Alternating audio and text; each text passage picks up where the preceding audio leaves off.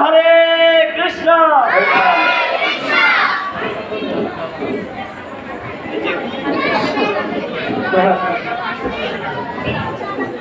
বিদ্যানগর গ্রামে বিদ্যাভূষণ নামে ভগবান শ্রীকৃষ্ণের এক পরম ভক্ত বাস করতেন।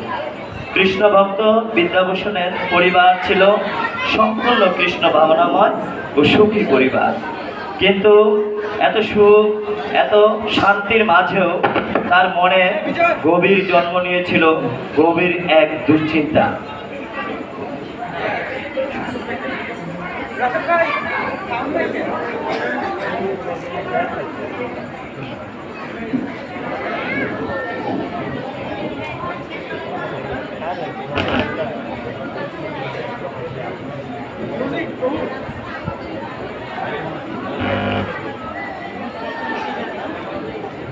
প্রণাম পিতা, প্রণাম।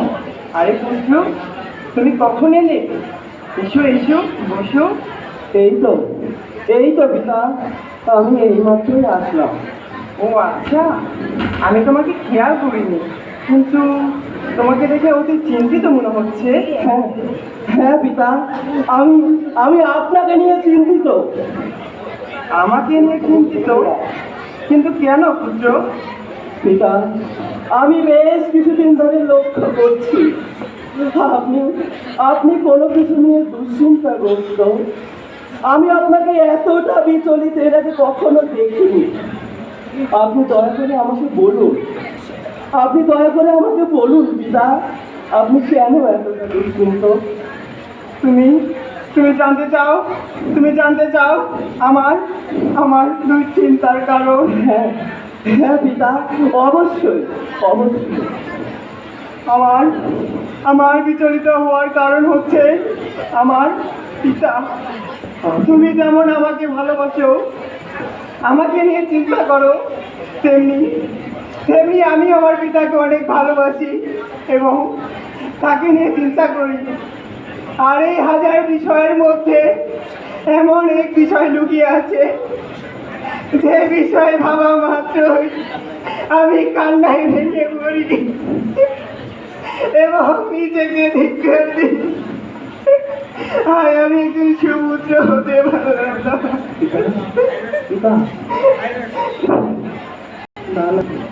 না পিতা, আপনি এভাবে ভেঙে পড়বেন না। আপনি আমাকে বলুন কি এমন বিষয় যে বিষয়ের কারণে আপনি নিজেকে অযোগ্য সন্তান মনে করছেন?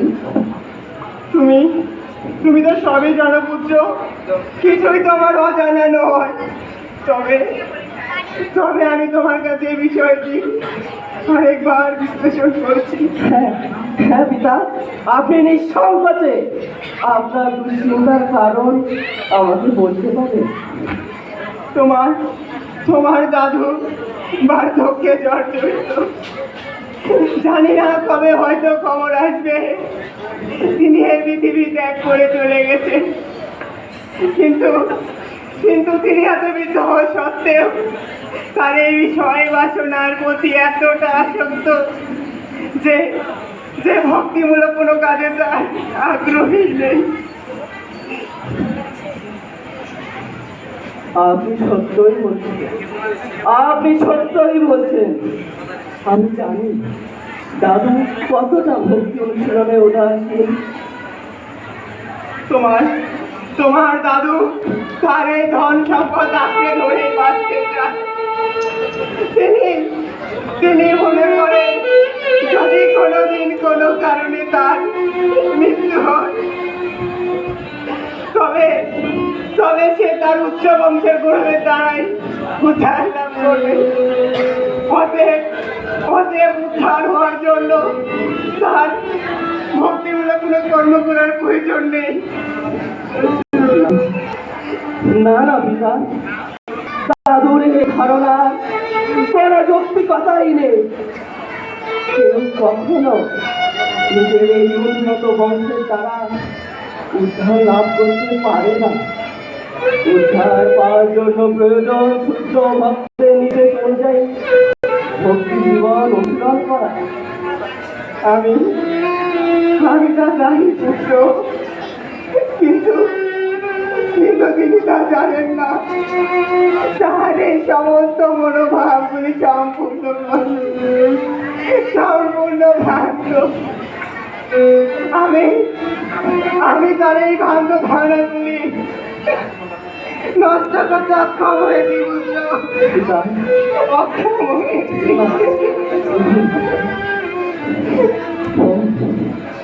আপনি কি তবে এই কারণে এতটা চিন্তিত হয়ে আছেন? হ্যাঁ বুঝলো, এটাই আমার চিন্তার কারণ। আমি এখন আপনার দুঃখ কিছুটা হলেও বুঝতে পারছি। তবে তবে কেন তবে কেন আপনি দাদুকে এই বিষয়ে কিছু বলছেন না? না না বুঝলো, তার কাছে আমি অনেক হারিয়েছি, তাকে বোঝানোর চেষ্টা করেছি যে মনুষ্য জীবন অত্যন্ত দুর্লভ। তাই তাই আমাদের উচিত জীবনের শুরু থেকেই ভগবানের নিত্য সেবায় যুক্ত। কিন্তু কিন্তু তিনি তা মানতে না। এবার তুমি বলো পুত্র, যে সন্তান তার পিতাকে ভক্তি জীবনে নিয়ে আসতে পারে না, সে কিভাবে একজন যুবক হতে পারে? কি করে পুত্র হতে পারে?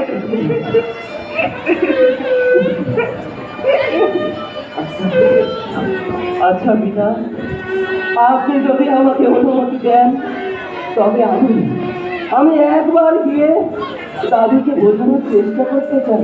সত্যি সত্যি পুত্র, তুমি যাবে তোমার দাদুকে বোঝানোর জন্য? হ্যাঁ পিতা, অবশ্যই অবশ্যই।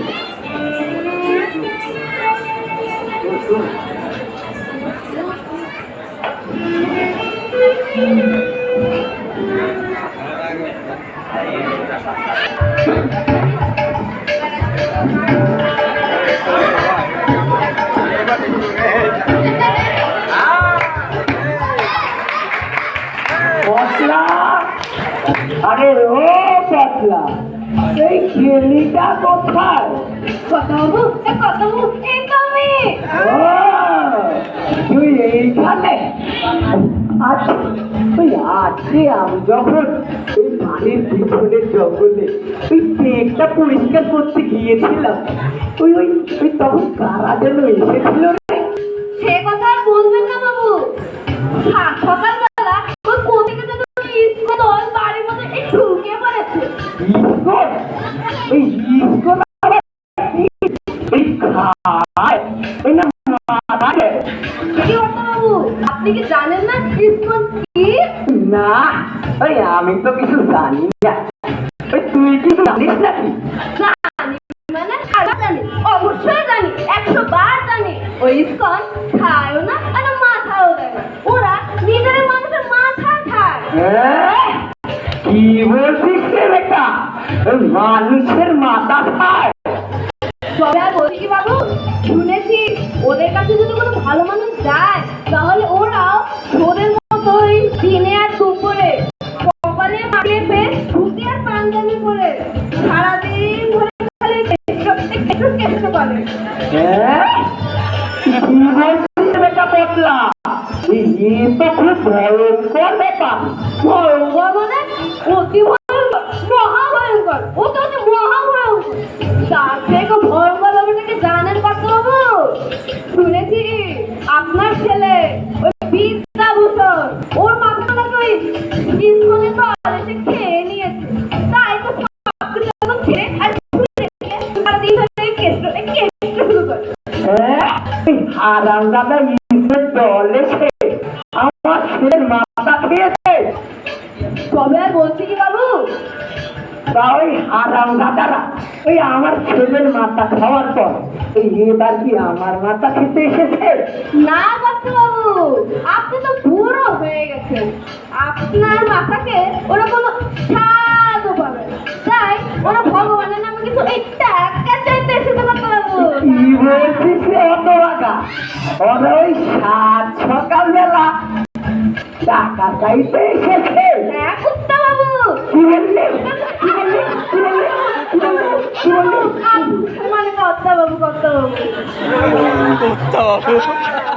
এইভাবে হবে ভাষা ওরা যে ওই সারাদিন এসে ওই গান করেন বলে ওই গানটা কোনো কোথেকে ওই একাকি গাছে ধরে ওই না ওই আকাশ থেকে পড়ে ওরা এসে বলবে গান করেন আর আমি সব কিছু গান করে দেবো। একদম হক কথা বলেছেন বাবু। তাই তো আমি ওদেরকে কোনো কান্না করি না দিয়ে দুর করে তাড়িয়ে দিয়েছি। সবাই এই তাহলে তুই আমার খেলা তোর জন্যে আজকে ভোরে বুকটা ভরে যাচ্ছে। সবই আপনার কৃপা দত্ত বাবু, সবই আপনার কৃপা। আমাকে আশীর্বাদ করে দিন। ও মাসির বদন চিরঞ্চিত বংশনাশম দিনে দিনে মধ্যমঞ্চম পদ্ম সুপ্রাপ্ত আশীর্বাদ করে দিলাম। সবই আপনার কৃপা। আপনার একবার না হলেও একবার নিবেন ভগবানের আশীর্বাদ।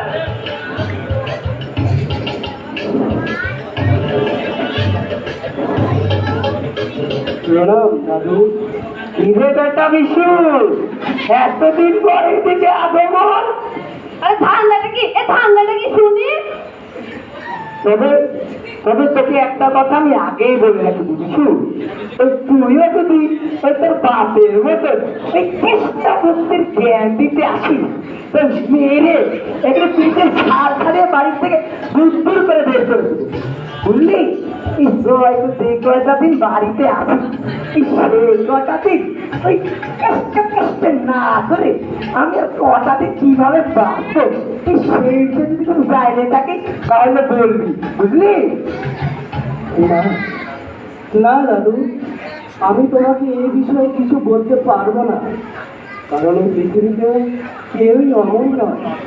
গীতায় পরমেশ্বর ভগবান শ্রীকৃষ্ণ বলেছেন, যত সহি ধ্রুব মৃত্যু ধ্রুবং জন্ম মৃত্যুশ্চ তস্মাদ অপরিহার্য অর্থে ন তং শোচিতুম অর্হসি। অর্থাৎ যার জন্ম হয়েছে তার মৃত্যু অবশ্যম্ভাবী এবং যার মৃত্যু হয়েছে তার জন্ম অবশ্যম্ভাবী। অতএব অপরিহার্য কর্তব্য কর্ম সম্পাদন করার সময় তোমার শোক করা উচিত নয়। ওই শুরু হয়ে গেল এই বেটার ব্যথা। এই দুই বাপ বেটার বিনে পয়সা দেওয়া গেল শুনতে শুনতে আমার কান ঝালাপালা হয়। ওই তবু এদের মুখ ব্যথা হলো না। এই বেটা পালা পালা বলছি পালা পালা পালা পালা ও মানে বদলা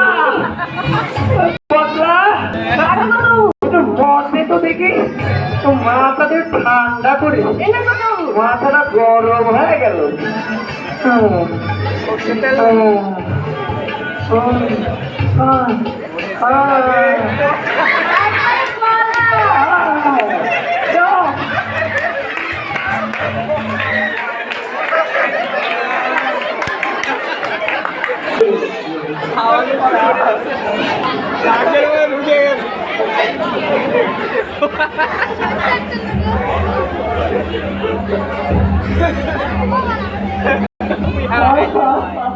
What is to that Lord?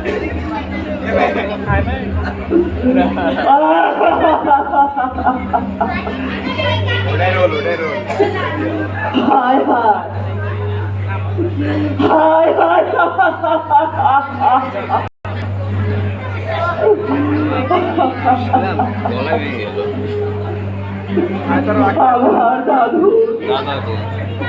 আমার দাদুর কি অবস্থা।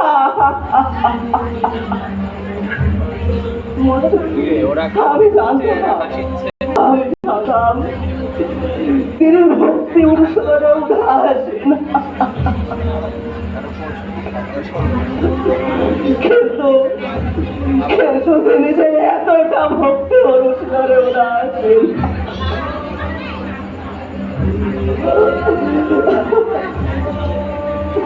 তা আমি জানতাম না। আমার দাদুর এখানে হাজারো হয়েছে। আমি আমার পিতার দুশ্চিন্তার কারণ খুবই স্পষ্টভাবে বুঝতে পারছি। তবে আমি কিছুতেই বুঝতে পারছি না আমি আমার দাদুর এই ভ্রান্ত মনোভাবগুলি থেকে তাকে কিভাবে বের করে নিয়ে আসবো। হে পরমেশ্বর ভগবান শ্রীকৃষ্ণ, হে পণ্ডিত বামন, তুমি আমাকে সাহায্য করো যেন আমি আমার দাদুকে ভক্তি জীবন পালনে উৎসাহিত করতে পারি। তুমি আমাকে সাহায্য করো প্রভু, তুমি আমাকে সাহায্য করো। হরে কৃষ্ণ হরে কৃষ্ণ কৃষ্ণ কৃষ্ণ হরে হরে, হরে রাম হরে রাম রাম রাম হরে বিষ্ণু বিষ্ণু। আরে হাত ভাগা খসা বিষ্ণু। আরে হত ভাগা তুই যে ফাঁকা অঙ্গ করে ওই কেষ্ট কেষ্ট করছি, আমি যদি ডাকতে ডাকতে মরেও যাই তবু তো তুই আমার ডাক শুনতে পাবি না রে হত ভাগা। আর এত এত কেষ্ট কেষ্ট করে কি হবে? কেষ্ট কি বাড়িতে এসে রেটে দিয়ে যাবে নাকি চাল ডাল টাকা পয়সা এনে তোর বাড়িতে দিয়ে যাবে? ওরে হত ভাগা, একটা কবিতা সব সময় মনে রাখি, যদি তোর কাছে থাকে অনেক মাল করি তখন ছোট বড় সবাই সম্মান দেবে ভুরি ভুরি ভুরি ভুরি ভুরি ভুরি। যখন তোর কাছে থাকবে অনেক টাকা তখন দিনে রাতে খবর নেবে কেমন আছেন কাকা। যখন তোর কাছে থাকবে না কোনো টাকা, দুঃখে কাটবে গাল, তখন তার আর কেউ নিতে আসবে না ওই তোর জীবনের হাল। তাই ওই সারাদিন শুধু ওই না করে ওই টাকা পয়সা কামাও বা বর্তমান দুনিয়ায় কত সম্পদই সব। কিরে পটলা, ঠিক বললাম তো? বাবু, আপনি যদি মিথ্যা কথা বলেন তাহলে তো ওই মহাভারতের যুধিষ্ঠিরের চরিত্রটা আবার নতুন করে লিখতে হবে।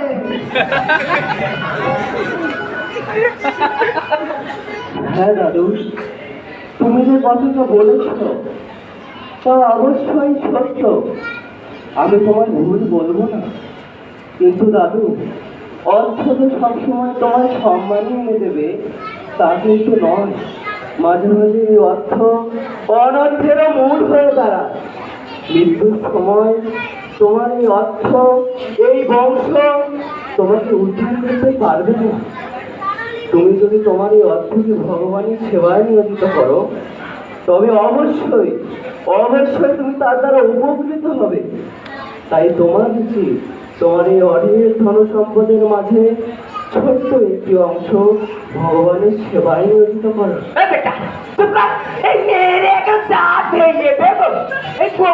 মুখে মুখে কথা। আরে হতভাগা, ওই তোর জন্মের আগে ওই আমার ওই গীতা, ওই ভাগবত, রামায়ণ এগুলো সব পড়ে ওই শিখেতে তুলে রেখে আর যদি বলি আমার উদ্ধারের কথা, তবে তবে আমি আমার বংশ মর্যাদার কারণে উদ্ধার লাভ করে যাব, বুঝলি? রে বদলা, আগে করতে পারবো। আমার নামটাও একটু শুনিয়ে দে তো দেখি। আমি জানি আপনারা সবাই আমার কর্তাবাবুর নাম শোনার জন্য অপেক্ষা করছিলেন। এতক্ষণে আপনাদের অপেক্ষা করা শেষ হলো।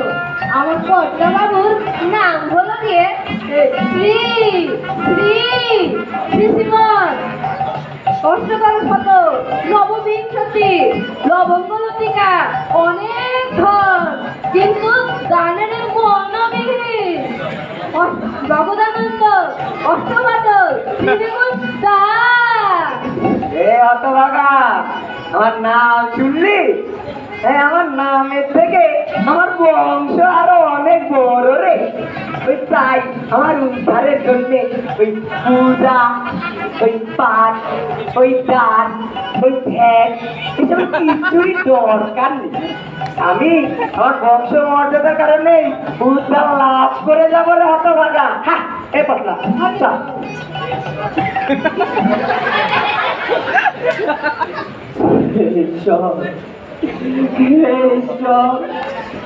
তুমি আমার দাদুকে দয়া করো, তুমি আমার দাদুকে দয়া করো। সারবত থেকে প্রভু এটাকে লাগা যাবে।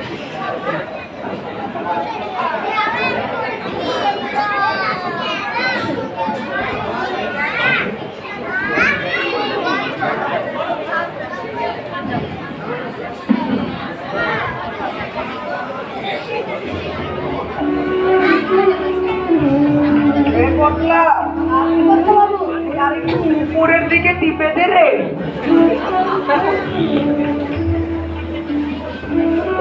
ভালো করে টিপ।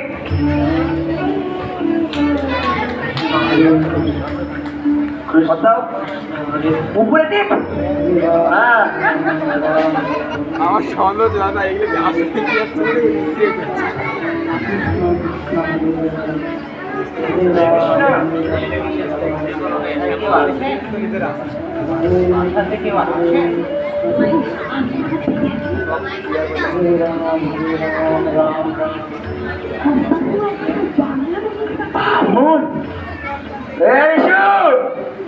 দেখ তো দরজা কে এসেছে। আর শোন, তুই দেখিস কোনো ভিক্ষুক ভিক্ষা চাইতে এসেছে তবে তুত্তুর করে বাড়ি থেকে বের করে দিবি। এই বাড়িতে কোনো দান ধ্যান চলে না। এবার ঠিক উপরে উপরে ভগবান তোমার মঙ্গল করুন। বলুন সাধু বাবা, আপনার এই গৃহে আগমনের কারণ কি? হরে কৃষ্ণ, আমি নাটোর ইস্কন মন্দির থেকে এসেছি। সামনে আমাদের মন্দিরে জন্মাষ্টমীর অনুষ্ঠান, নন্দোৎসবের দিন বিশাল ভক্ত সেবার আয়োজন করা হয়েছে। কৃপা করে যদি কিছু চাউল দান করতেন তাহলে ভক্ত সেবা হতো। সাধু বাবা, শুনেছি জ্ঞানী লোকের জন্য নাকি ইশারায় যথেষ্ট। আপনি জ্ঞানী লোক, আপনাকে একটি কথা বলছি, মনোযোগ দিয়ে শুনুন তবে। সাধু বাবা, আমরা পুরাণ খাই, নতুনে কোনো আমদানি নাই। তাই তাই আপনি আমাকে ক্ষমা করবেন, আমি আপনাকে কোনো সাহায্য করতে পারবো না। হ্যাঁ হ্যাঁ, আমি তোমার কথার অর্থ বুঝতে পেরেছি। তুমি সত্যিই খুবই বুদ্ধিমান বালক। বৃন্দাবন চন্দ্র তোমার মঙ্গল করো, মঙ্গল করো, মঙ্গল করো। এই হট দাদু ভাই, দাদু ভাই, ও দাদু ভাই, তুমি ওই সাধুকে কি বললে? এই কোনো কথা না বলে চলে গেল। ওই আমরা তো 1000 বার করে বলার পরেও যেতে চাই, তুই এমন কি বললি যে কোনো কথা না বলেই এটা চলে গেল?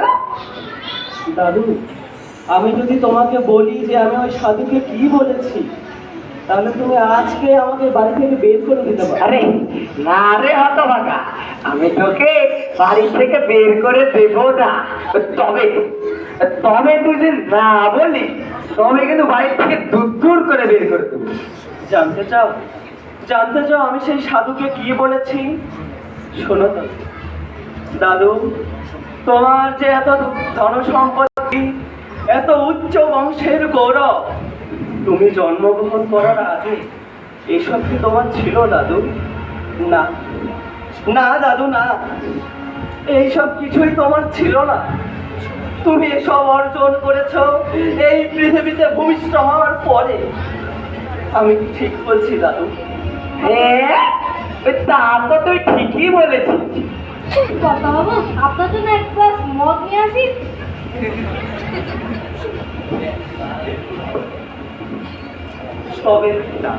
তবে একটি বার বিবেচনা করে দেখো দাদু, তোমার এত ধনী ঘরে জন্ম না হয়ে এক দরিদ্র দিনমজুরের ঘরে জন্ম হতে পারত।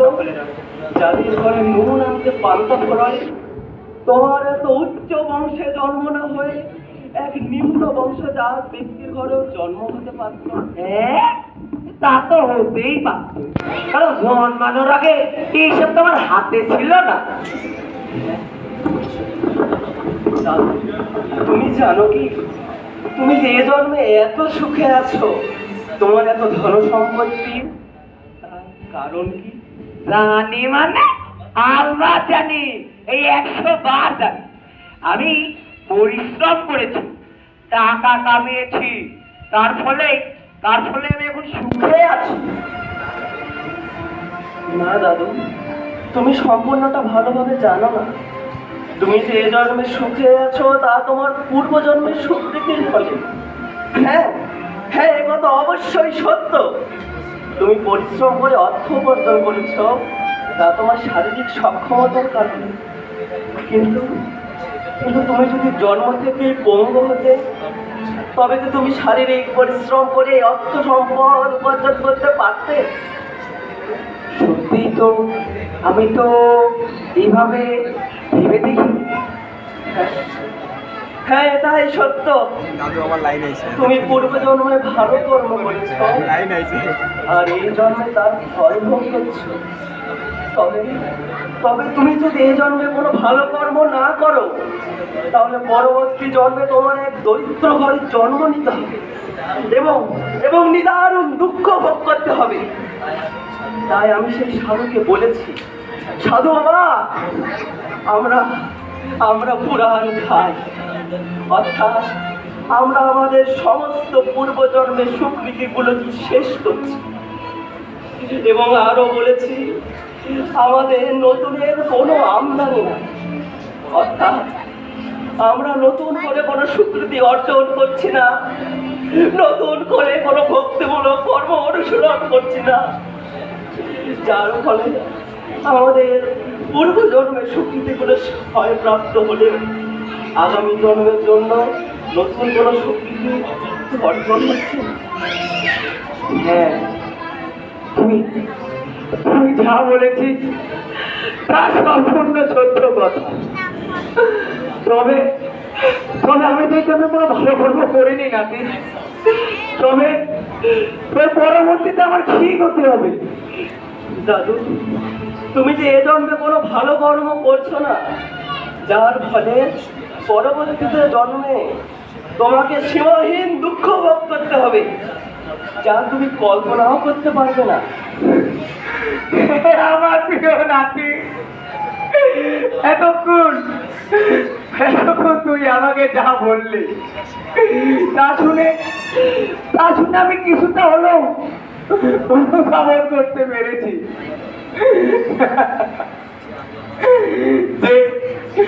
যে আমি আমার সারাটা জীবন সমস্ত মিথ্যা কাজে নষ্ট করলাম।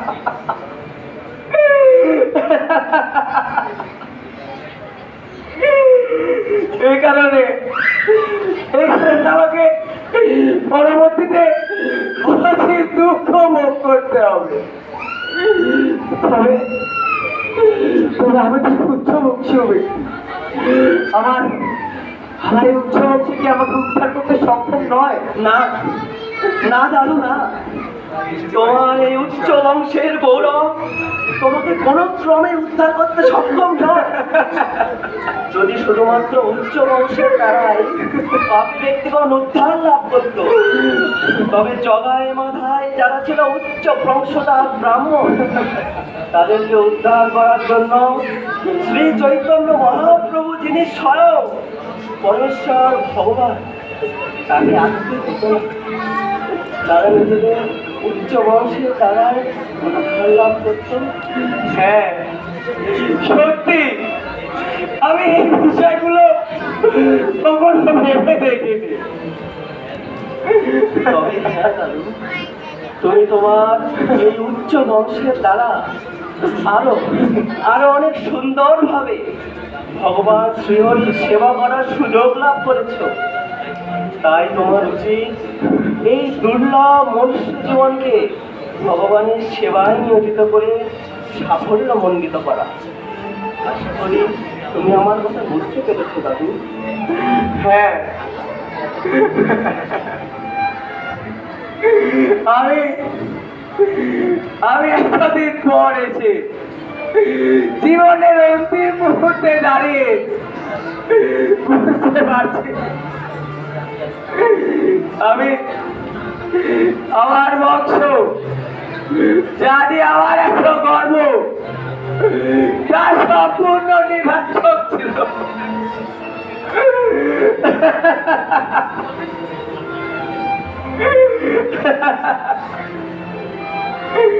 তাই তাই আজ আমি আমার এই উচ্চ বংশ নিয়ে গর্বিত গর্বিত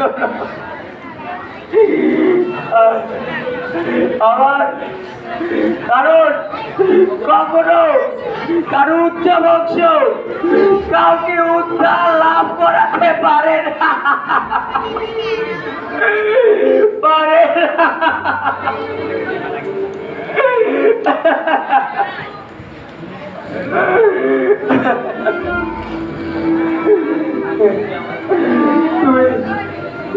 তুই আজ আমার চোখ খুলে দিলে রাতে, খুলে দিলি। আজ আজ আমি খুবই আনন্দিত,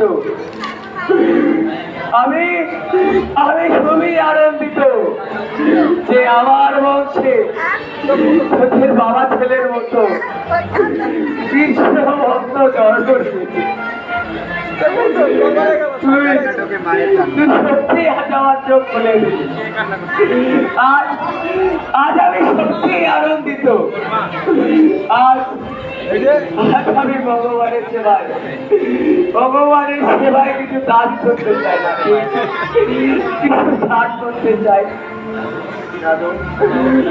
ভগবান শ্রীহরির কৃপায় এদের সমস্ত ভুল বুঝতে পেরেছ, তাই তোমার আর সময় অপচয় করা উচিত নয়।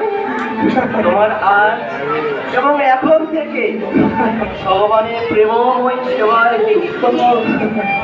তুমি দুহাত তুলে আমার সাথে বলো, হরে কৃষ্ণ হরে কৃষ্ণ, হরে কৃষ্ণ, হরে কৃষ্ণ, কৃষ্ণ কৃষ্ণ কৃষ্ণ কৃষ্ণ, হরে হরে, হরে রাম হরে রাম, হরে রাম, হরে রাম, রাম রাম রাম হরে হরে কৃষ্ণ। আপনাদের কেমন লেগেছে?